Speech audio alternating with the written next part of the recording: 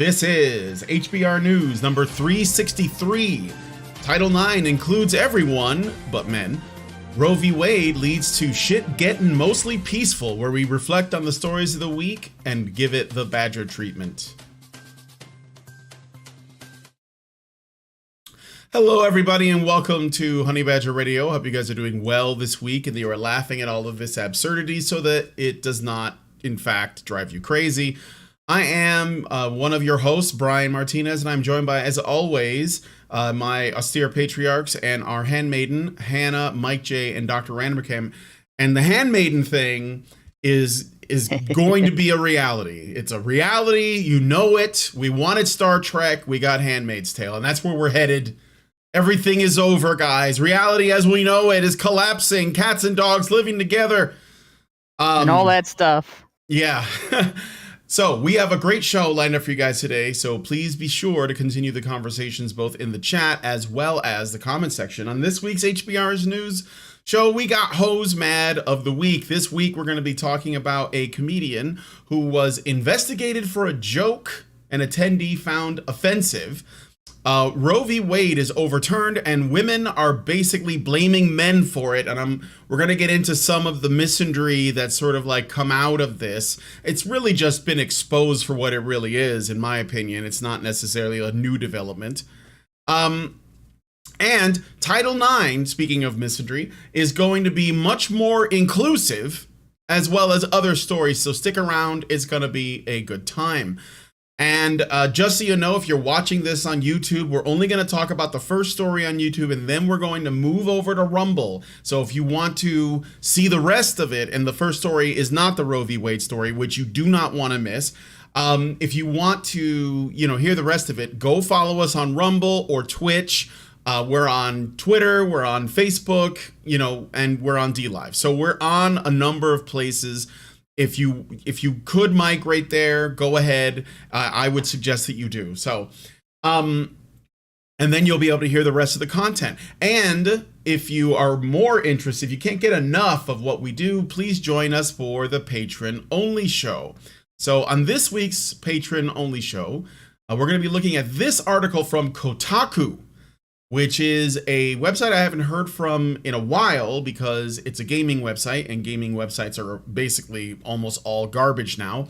And it is entitled, Vilifying Amber Heard Shows We Learned Nothing from Gamergate.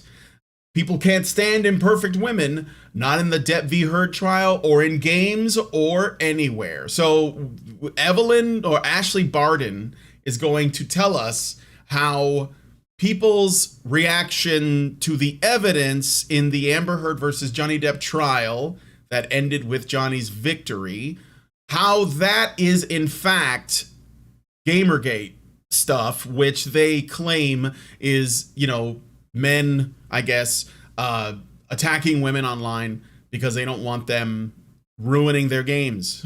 So yeah, if you find that this link is a bit suspicious, it's a bit of a stretch, maybe you want to hear what they have to say. So please join us, become a Badger, go to feedthebadger.com and set up a monthly subscription. $5 a month will get you into the Discord, and you'll be able to watch the additional content. If you give more, then you could even be a part of the discussion, the live discussion with us in the after show or in the patron show. So please consider joining us.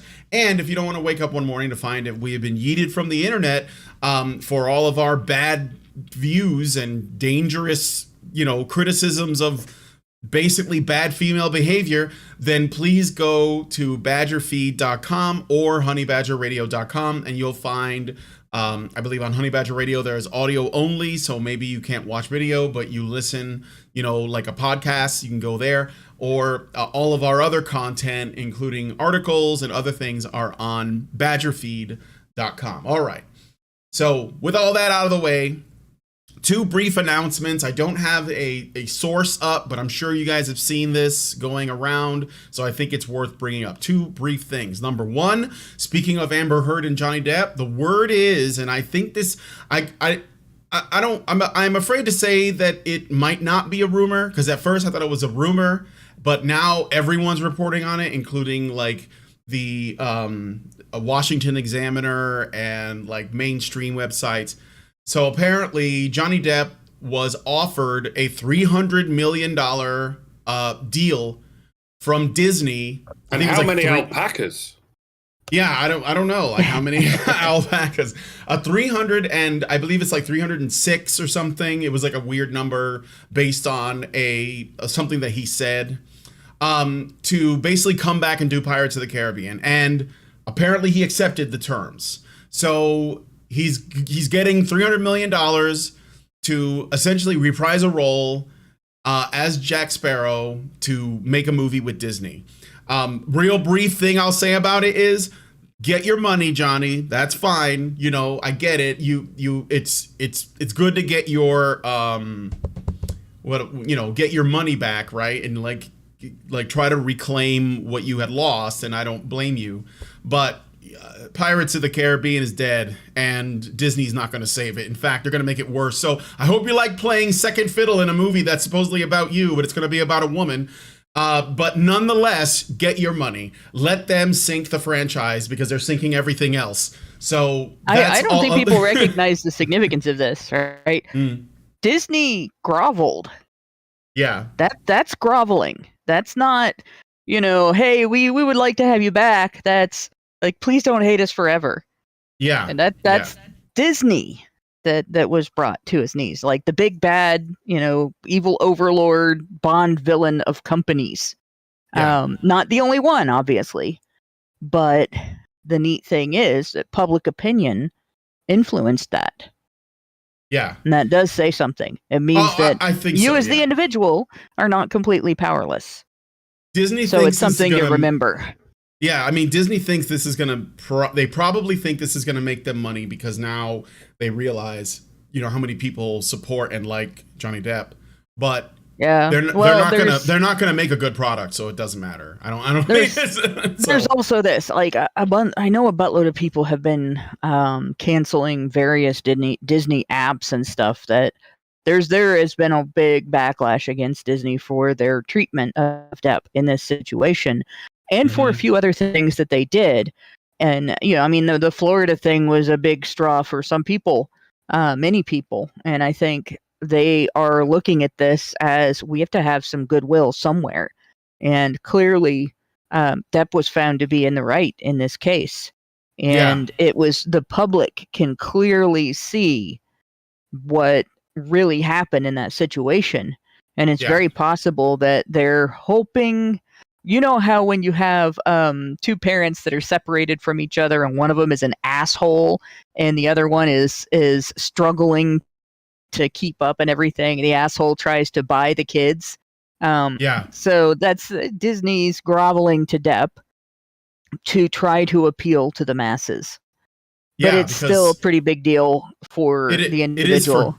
It is for Depp. I mean, like, he could probably, like I said, he could make the movie, leave the franchise a steaming pile because Disney's going to ruin it, not Depp. And then he'll have a bunch of money and he'll be able to go on and do other projects that maybe would be even better and we would, probably enjoy. So I think it's a win-win regardless, because I think what's going on with, and I don't want to get on this too long because this is just a short update, but Disney is like hemorrhaging money because all of their other properties are doing terribly, and a lot of it has to do with just the fact that they don't know how to tell stories, that they hate their own audience, that they hate the franchises that they're trying to salvage. None of them have talent. They're all lazy, and they just bank on nostalgia to get anything at all, which is exactly what they're going to try and do with shit. Yeah, they're producing shit, and they're going to try and do it with Pirates. But that's the reason for this, right? And so they're losing money everywhere. I mean, they're fucking theme parks are losing money. People are leaving Disney Plus. Their stock is in the toilet. Like, they're basically on their last legs. And I think that this "let's bring Johnny Depp back" thing is like their Hail Mary, because they got nothing, and they're gonna throw $300 million at him again, assuming that this is not a rumor, but I don't think it is, just based on how widely reported it is. So we'll see. But those are, and I mean, like, if Disney goes under, I'm fine with that because it probably should have gone under a long time ago. So yeah, we all win, and Depp gets money out of it. So here's hoping. So. Yep. All right.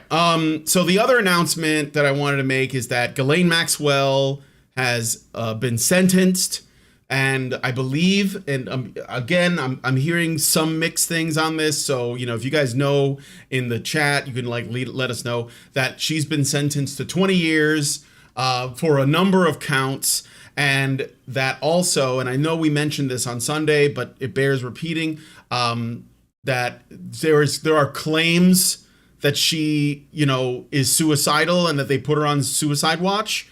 I just hope that we get because the thing is, Ghislaine Maxwell going to jail or not, I mean, I think it's important that she does, based on the verdict and the evidence, but I don't think that's really what people want. I mean, they obviously want something like that to happen, but they want to know who she worked for. And this is the more who are the people who associated with her that are also involved in this kind of activity. If she sings about who else is guilty, I think we'd all be happy giving her immediate probation. In fact, come the fuck out of prison. That's good behavior. That's the best behavior you can possibly have. Yeah, we all want names. Give us the dirt on on no one in particular. Honestly, her attorneys came out and said she's not suicidal. Her being on suicide watch is basically a way to keep somebody from getting in and killing her. It doesn't have anything to do with, and it's an admission that there must be some incredibly dangerous people that she has dirt on. But I don't believe we'll ever hear anything. I don't believe that we'll ever find out anything. I think she's going to be the last person prosecuted in this case, unless some kind of major change happens in the regimes of power. Because at this point, I doubt that anyone in the justice system in the United States has the breathing room to go after anyone above them who's guilty, right? Anyone who, might be big in politics, anyone who might be big in business, they're protected. I have no faith at all, zero in the criminal justice system at this point.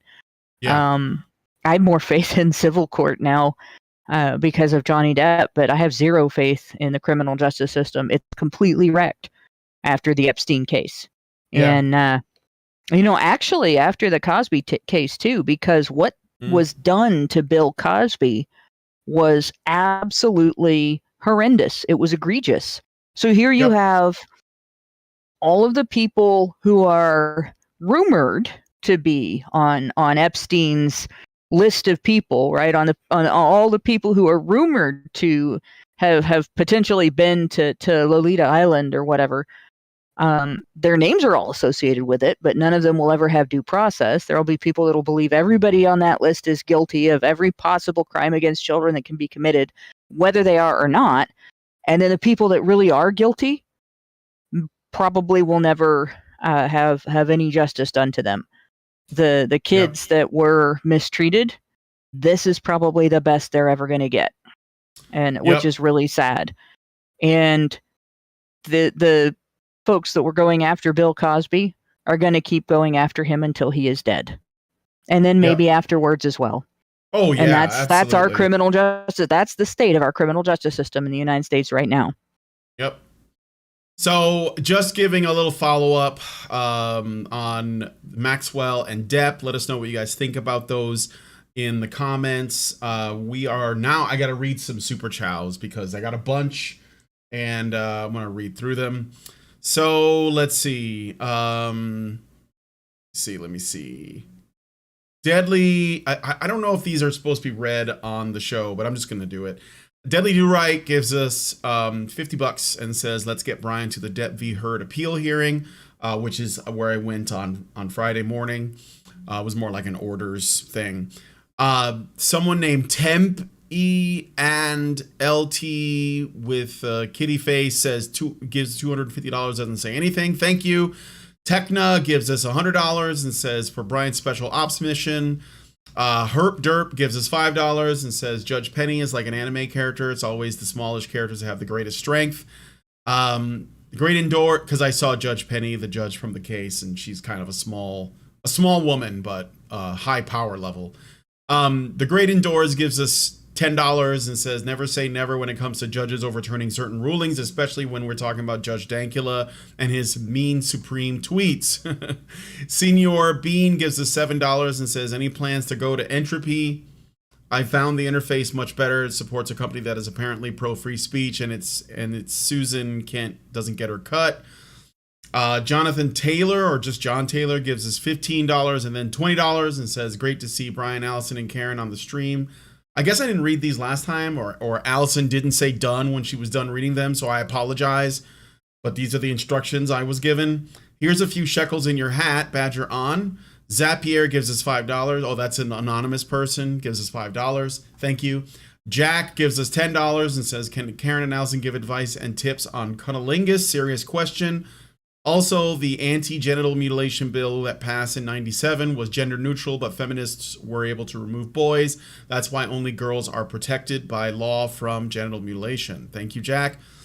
Ulqui404 gives us $150 and says, thanks, Brian, for covering Heard v. Depp. What is next is Roe versus Wade. More serious. I didn't want to go to Washington that day because I was afraid I would actually get assaulted. More seriously, yeah, it probably was dangerous there. Yeah, I'm sure it was. On a previous show about the privilege of male beauty, it made me think of Japanese hostesses and hosts. There are fewer of the latter, but women are way more unreasonable spending on hosts. Ben gives us $10 and says, hi guys, I hope you're all doing well. There's a little something to help you guys out. Have a great day. And then Nope gives us $16.94, and I guess I'm just supposed to say happy birthday to our anonymous donor. So thank you for all of those donations. Lastly, before I get into the stories, I got a super chat from Meredith G for $5, and she says honey for the internet bill, and I think that's it. So thank you for all of that. Now we're going to get into the stories, and we're going to start by talking about Joe. How do you say his name? Lycett. Lickett. Oh, it ain't gonna lick itself. It's not. It's Lycett, but I couldn't resist. Oh, okay. So comedian Joe Lycett has revealed he has been investigated by police after a person who watched one of his tour shows complained over what they deemed to be an offensive joke.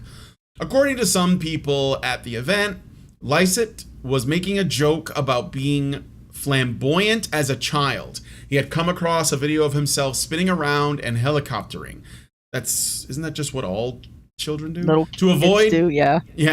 To avoid issues around allegations of child pornography, he superimposed a donkey penis onto the video. I think that's what he means by helicoptering. Like doing okay. That's also something that a lot of children do, but okay. I think probably every little boy does that at least once he discovers that he can. I would if I had one. Yeah, well, yeah, I did. I mean, I was discovering things like gravity and physics. Okay, so a social media post from Lycett said that, quote, so someone came to my tour show a few weeks back and was offended by one of my jokes.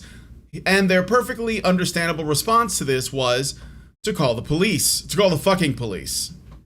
He added, quote, to be fair to them, the fuzz were very nice. You were probably wearing your mask when you answered the door.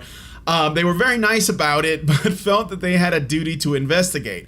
This involved me writing a statement explaining the context of the joke for them. I particularly enjoyed putting the words giant donkey dick into a message to a police detective, end quote. In a follow-up post, Lycett posted and showed an email from the police saying that, quote, firstly, thanks for your help today. It's very much appreciated. I can confirm that police now consider this matter closed. Thank you, end quote. Well, I'm glad we saved those lives. I'm glad someone finally gave an explanation of what the joke was. I heard about this story last week from several sources, none of which repeated the joke or even outlined what the joke was about. No, that shouldn't matter. Of course, no joke on any subject should be subject to a police investigation. But it was certainly mysterious that it happened to a sort of mainstream milquetoast TV comedian. That's not normal at all. He's on the BBC, don't you know? BBC comedians can talk about throwing acid in the face of a political candidate. It could be edited, uncut into a broadcasted medium, and the police won't even get involved.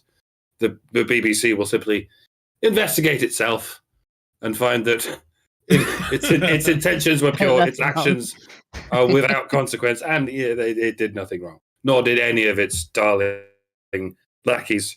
Case closed. So I had to wonder, what was it this time? What verboten subject managed to get a comedian from the top tier of the caste system in any hot water? Was it misogyny or racism or anti-Semitism? Did he misgender someone?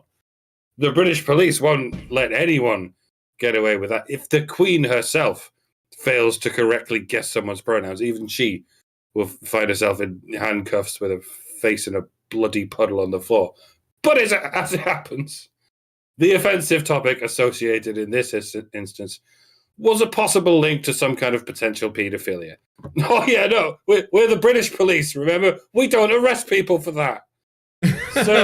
Certainly not people of a protected group. You're not of a certain religion, Mr. Lycett, but you're the British equivalent of the Hollywood elite, so never mind jokes. You can go ahead and keep a bunch of malnourished children shackled inside a caravan, and we'll just give you a fucking knighthood. And whatever scumbag tried to report you is obviously some kind of right-wing homophobe, so we're off to arrest that guy. All the best. Toodaloo and so on. I think it's pretty dumb to use a picture of yourself that way, even for comedy, in a public venue like that, just because you are going to be feeding somebody's pedophilia, even if you make a joke of it with a giant donkey dick. But people should have the right to make their own decisions like that. And if the image didn't actually show child nudity, then the person who called was an idiot. But I just am. If somebody had told me when I first started watching Monty Python, I was too young to think about it. But if somebody had told me when I first started really understanding Monty Python that the UK, by the time I turned 50, would actually become itself a Monty Python sketch, I would have been shocked. I like that. That never would have occurred to me, but it has. Like the entire country has become a Monty Python sketch. Like the United States is going to turn into Saturday Night Live next or something. Yeah, I imagine so. Just like Canada's turned into Kids in the Hall. Oh my gosh. Yeah. Canada's turned into Kids in the Hall. What does America get to become? That's my question. We could become a combination. We could become a combination of SNL and The Daily Show. That's actually where we are now. It's becoming the Babylon Bee, surely. Is that an American publication? Yes, the Babylon Bee. Yes, it is. Yeah. SCTV, was that Canadian or was that from the United States? Because I remember watching it on the Comedy Channel. So I believe that is Canadian too. That's the one with Rick Moranis, right? Yeah. And like John Candy and shit. Yeah, I believe that was Canadian. Yeah. I was thinking it might be Canadian, but both countries seem to have turned into to SCTV sketches as well. There's been some things we're just doomed to all become comedy sketches, but at least the UK gets Monty Python. They're more fun to watch and sadder sometimes.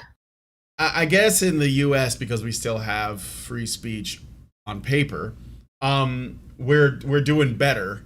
But the idea that the cops, and it's interesting because this guy, as Mike said, he's not one of these rebellious, troublesome comedians. Like he's not like a Norm Macdonald, rest in peace. No, he very much he walks the line that keeps him on the BBC. It keeps him like in good with the BBC. So when he comes out and says someone called the police on me because I told a joke, it doesn't really have the same, like, you know, impact that, say, like a comedian like, let's say, JP Sears, who, you know, you don't know if you guys know him, but he makes YouTube videos. He used to make YouTube videos about, and these like comedy bits, you know, that was sort of like poking fun at all kinds of people. He was in California, he was into fitness, and like, and he would joke about that too, you know.